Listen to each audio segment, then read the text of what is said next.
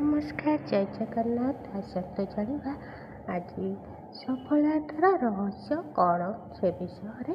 ତାହେଲେ ଜୀବନରେ ସଫଳ ହେବା ପାଇଁ ଆମକୁ କ'ଣ 5ଟି ରହସ୍ୟ ଅଭ୍ୟାସ କରିବା ଉଚିତ। ସେହି 5ଟି ଅଭ୍ୟାସ ଦ୍ୱାରା ଆମେ ସଫଳତାର ପାହାଚ ଚଢ଼ିପାରିବା। ଚାଲନ୍ତୁ ଜାଣିବା ସେହି ସଫଳତାର ରହସ୍ୟ କ'ଣ। ଜୀବନରେ ସମସ୍ତେ ସଫଳ ହେବାକୁ ଚାହାନ୍ତି, କିନ୍ତୁ ସଫଳତା ସହଜରେ ମିଳେ ନାହିଁ। ତେଣୁ ପରିଶ୍ରମ କରିବା ସହିତ କିଛି କିଛି ଅଭ୍ୟାସ ଆମକୁ ସଫଳତାର ପାହାଚ ଛୁଆଇ ଦେଇଥାଏ। ଖାଲି ଯେ ପରିଶ୍ରମ କଲେ ଆମକୁ ସଫଳ ମିଳେ ତାହା ନୁହେଁ। ପରିଶ୍ରମ କରି କରି ମଧ୍ୟ ଦିନ ରାତି ସଫଳତା ହାସଲ ହୁଏ ନାହିଁ। ତେଣୁ କିଛି ଅଭ୍ୟାସ ମଧ୍ୟ ଆମ ସଫଳତାକୁ ଆହୁରି ବଢ଼ାଇ ଦେଇଥାଏ। ଚାଲନ୍ତୁ ଜାଣିବା ସେହି ସଫଳତାର ରହସ୍ୟ ସବୁ କ'ଣ ଏବଂ ସେହି 5ଟି ଅଭ୍ୟାସ ଆମେ କ'ଣ ଅଭ୍ୟାସ ରଖିଲେ ଆମ ଜୀବନରେ ତାହେଲେ ସଫଳତା ହାସଲ କରିବା। ତାହେଲେ ପ୍ରଥମେ ଆମେ ଜୀବନକୁ କ'ଣ ଶିକ୍ଷା ଦେବା ଏବଂ କ'ଣ ଅଭ୍ୟାସ ରଖିବା ଉଚିତ ନା କୌଣସି କାର୍ଯ୍ୟ କରିବା ପୂର୍ବରୁ ନା କୌଣସି ସଫଳତା ହେବା ପୂର୍ବରୁ କିଛି ଲକ୍ଷ୍ୟ ଧାରଣ କରିବା ଉଚିତ। ଯଦି ଲକ୍ଷ୍ୟ ନଥିବ ତାହେଲେ ସଫଳତା କିପରି ପାଇବା। ଯେକୌଣସି ଜିନିଷ କରିବାକୁ ହେଲେ ଫ୍ୟୁଚରରେ କ'ଣ ଆମେ ଲକ୍ଷ୍ୟ ଗୋଟେ ରଖିବା। ଯଦି ଜୀବନରେ ଲକ୍ଷ୍ୟ ନଥିବ ତାହେଲେ କୌଣସି ବି ଆମେ ସମ୍ଭବ ନୁହେଁ।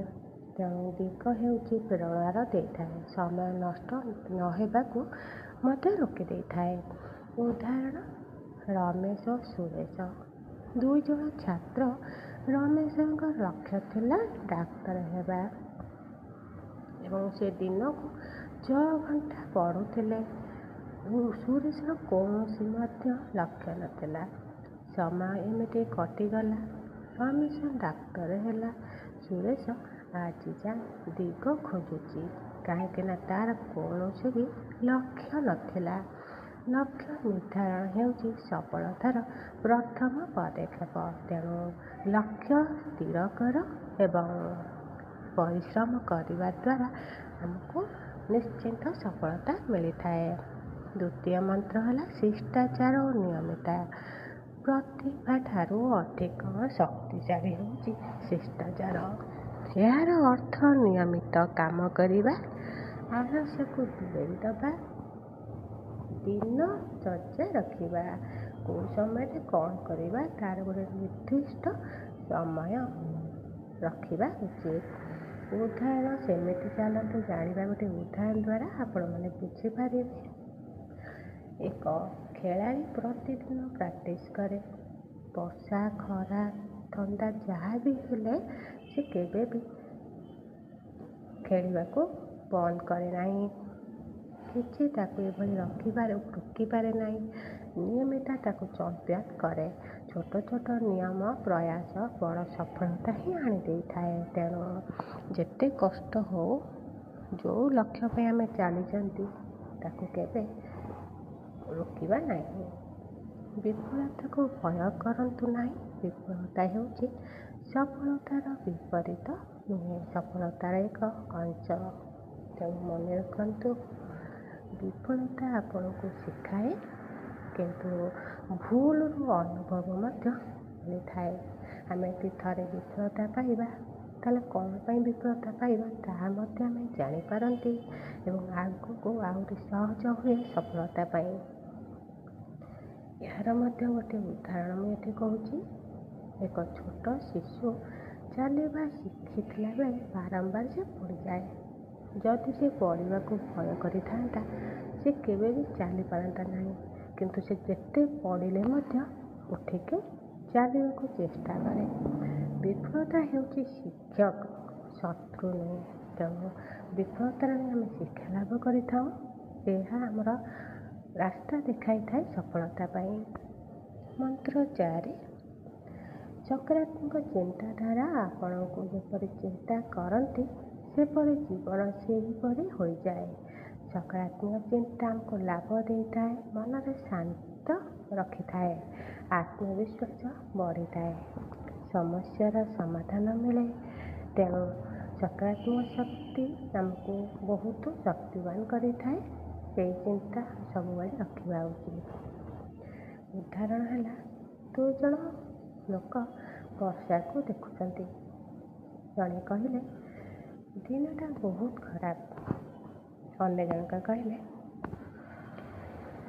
ପ୍ରକୃତି କେତେ ସୁନ୍ଦର। ଏହିଭଳି ଦୃଷ୍ଟିଭଙ୍ଗୀ ବଦଳିଲେ ଜୀବନ ମଧ୍ୟ ବଦଳିବ। ଆମେ ଖରାପ ଜାଗାକୁ ମଧ୍ୟ ଭଲ କହିପାରିବା। ଭଲ ଦୃଷ୍ଟିରେ ମଧ୍ୟ ଦେଖିଲେ ଆମକୁ ଭଲ ଦେଖାଯିବ ଏବଂ ଭଲ ଜିନିଷକୁ ଏମିତି ଖରାପ ଦୃଷ୍ଟିରେ ଦେଖିବା, ସେ ଖରାପ ହିଁ ଦେଖାଯିବ। ତାପରେ 5 ନମ୍ବର ହେଲା ଧୈର୍ଯ୍ୟ ଓ ଅଟଳତା। ଅନେକ ଲୋକ ସଫଳତା ପୂର୍ବରୁ ହିଁ ହାର ମାନିଥାନ୍ତି। ଧୈର୍ଯ୍ୟ କାହିଁକି ଦରକାର? ବଡ଼ ସଫଳତାକୁ ସମୟ ଲାଗିଥାଏ। ପରିଶ୍ରମର ଫଳ ଧୀରେ ଧୀରେ ହିଁ ମିଳିଥାଏ। ତେଣୁ ଅଟଳତା ସ୍ୱପ୍ନକୁ ସତ୍ୟ କରିଥାଏ। ଏହାର ଉଦାହରଣ ଦ୍ୱାରା ମୁଁ ଆପଣଙ୍କୁ କହୁଛି। ଆମ୍ବ ଗଛ ପ୍ରଥମେ 5 ବର୍ଷ ମାଟି ତଳେ ମୂଳରୁ ତିଆରି ହୋଇଥାଏ। ପରେ କେବଳ କିଛି ସପ୍ତାହରେ ଦ୍ରୁତ ଗତିରେ ହିଁ ବଢ଼ିଥାଏ।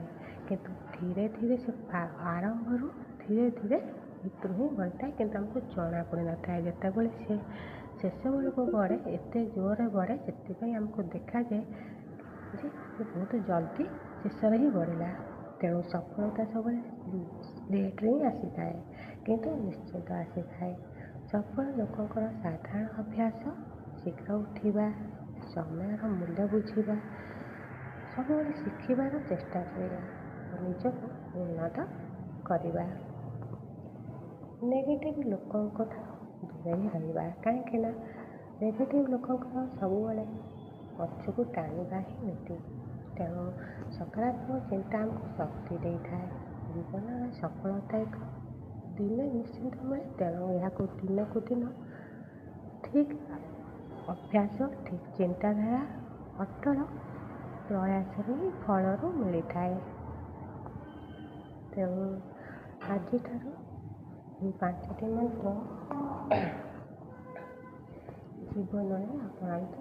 ଦେଖିବେ ଆପଣଙ୍କୁ ସଫଳତାରେ କେହି ବି ରୋକି ପାରିବ ନାହିଁ। ଲକ୍ଷ୍ୟ ଧାରଣ କରନ୍ତୁ, ନିୟମିତ ହୁଅନ୍ତୁ। ବିଫଳତାକୁ ଭୟ କେବେ ବି କରନ୍ତୁ ନାହିଁ। ଦେଖିବେ ଆପଣଙ୍କର ସକାରାତ୍ମକ ଭାବନା ଆପଣଙ୍କୁ ନିଶ୍ଚିନ୍ତ ସଫଳତାର ବାଟ ଦେଖାଇବ। ତା ସହିତ ସଫଳତା ମଧ୍ୟ ମିଳିବ।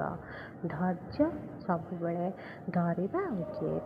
ନମସ୍କାର, ଜୟ ଜଗନ୍ନାଥ। ଯଦି ଏହି ଟିପ୍ସ ଆପଣଙ୍କୁ ଭଲ ଲାଗିଥିବ ଦୟାକରି ଚ୍ୟାନେଲକୁ ସବସ୍କ୍ରାଇବ୍ କରିବା ସହିତ ସେୟାର, ଲାଇକ୍ କରନ୍ତୁ। ନମସ୍କାର, ସମସ୍ତେ ଭଲରେ ରୁହନ୍ତୁ। ଜୟ ଜଗନ୍ନାଥ।